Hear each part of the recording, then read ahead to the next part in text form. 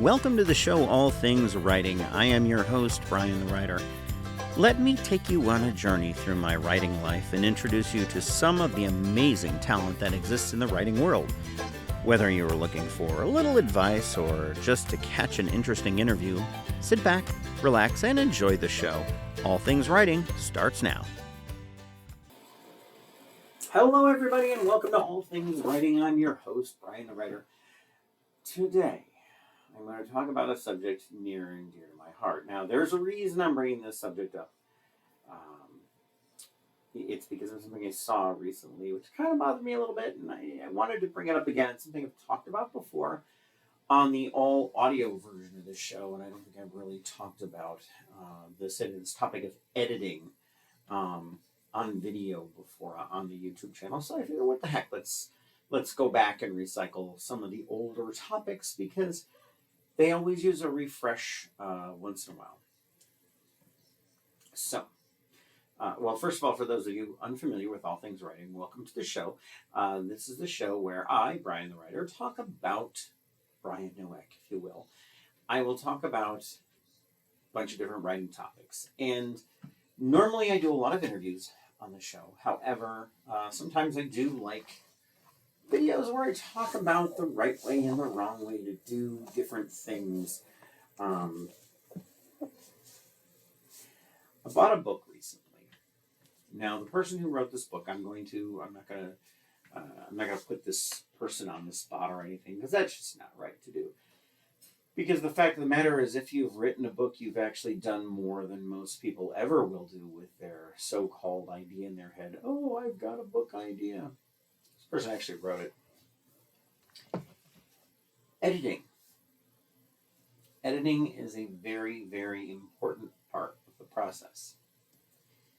There are three types of writers that I think I've run into over the years when it comes to editing. The first is what I call they're the people who will tell you to your face without breaking a smile that, oh, well, their parent was a school teacher and they had to learn all the English grammatical lessons and they had to understand the rules and they know how to edit their own books. The fact of the matter is, you cannot edit your own material. Please don't even try. Okay, take that back. Yes, sort of try. We're going to talk about that for a second. In a second, once I get through the other two types. The second type of person that I run into is the person who will say, yeah, I know I should have an independent editor look over this, but my cousin Shirley went to such and such university. She's very, very smart and very good, and I have her do my own editing. Trouble with family members doing editing is that, in general, they don't do the best jobs, partly because they're afraid to tell you the truth about your writing. They don't want to offend you. They don't want to make you sad. They're your family. The family does not generally hurt you. There are some exceptions to that rule, absolutely, but by and large, that's true. There's a third type. The third type who actually understand the idea that you cannot edit your own work and you shouldn't have your family do it. They go out and hire somebody to do it for them. Now, that is not to say you should not put in the time and effort to edit your own material before you get it ready to go to a for-real editor. I call this process the self-edit, and the reason you should have a firm self-editing process, something I've struggled with over the years, and I'll be perfectly honest about that, is because you want to make sure you have something that is as good as you can possibly make it before you present it to, whomever you're going to produce it to or show it to.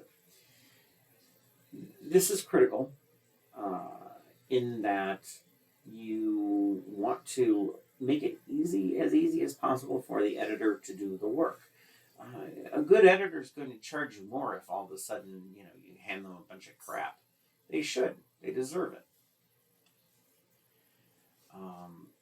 Now, I try to go through three different editing processes. Okay, the first is I use Grammarly. Now, I know there are some people that are anti-Grammarly out there. I understand that. To a certain extent, it's a bit of an automated process. It's looking through your manuscript for you. I use it because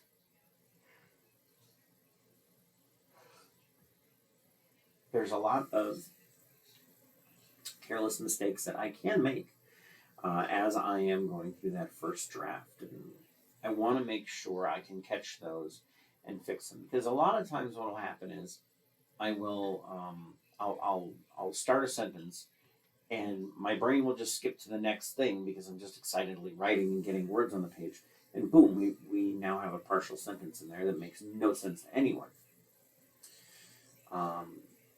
So you go through Grammarly, and actually Grammarly's gotten a lot better. When they first started out, honestly, I didn't think it was all that good of a program, but they've gotten better. There's one thing I wish they would do. So, for example, one of the things that we always look for is the passive voice from narration. So the cues of those being the words is, are, was, were, be, being, and been. I have been, blah, blah, blah. I think Grammarly could do a better job finding those. Grammarly, if you, for whatever reason, listen to this video, that would be great, is if I could put it in there and just say, hey, look for these words, and suggest alternate writings. That would be fantastic.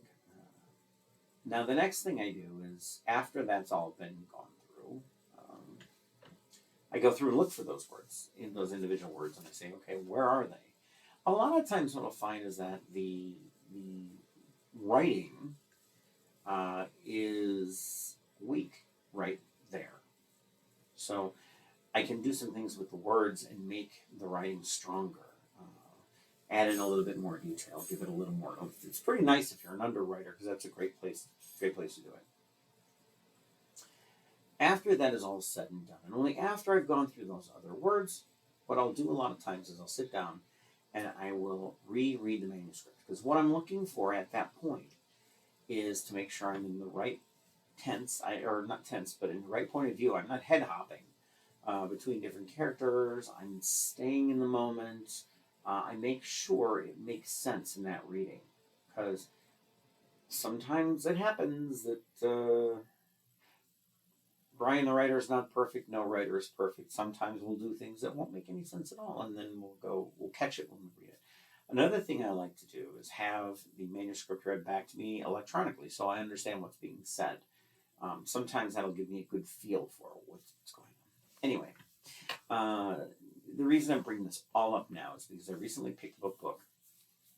Like I said at the beginning, I picked up a book by an author. Their cover wasn't very good, but it was acceptable. It wasn't horrible. But the editing was kind of atrocious. The formatting was not very good. I had to stop reading it. And that's the kiss of death for your books. You don't want people to put them down. Stop reading them. Now, editors will disagree with me on the other points of the passive tense words. Some people say it's okay to have some of that in there. I try to get it out wherever I can. It's a long process. It's kind of annoying, but we do it anyway. All right, well, that's kind of it for this small, short episode of All Things Writing. I just want to bring it up as a topic. I'm going to do another couple ones where we talk about things like the covers of your books. The reason I'm bringing this up is because very recently I found an old copy of Rhea Pope laying around, and I thought that was kind of cool, and I want to show people how I went from one cover, which was not a terrible cover, to a completely different cover entirely, and how that changed the saleability of the book. Because at the end of the day, that's sort of the thing. We always say, don't judge a book by its cover. We absolutely 100% do that, and I think that's critical to understand how your book covers make a difference. I'm also going to show you the new upgraded copy of the Begorian Chronicles. What the Begorian Chronicles is going to look like once they get it relaunched, which I'm still working on. All right. Well, thank you very much. You guys have a wonderful rest of your day. Thank you for watching. And as they say, ta-ta for now.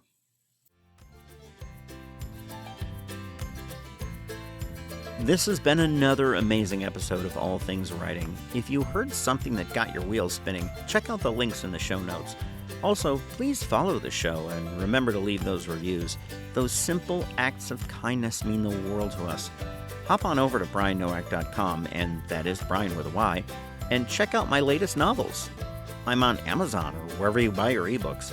And as a reminder, the music you heard on the show today was used under license from the artist Ryan Ancona. Thanks for listening to the show and have a blessed day.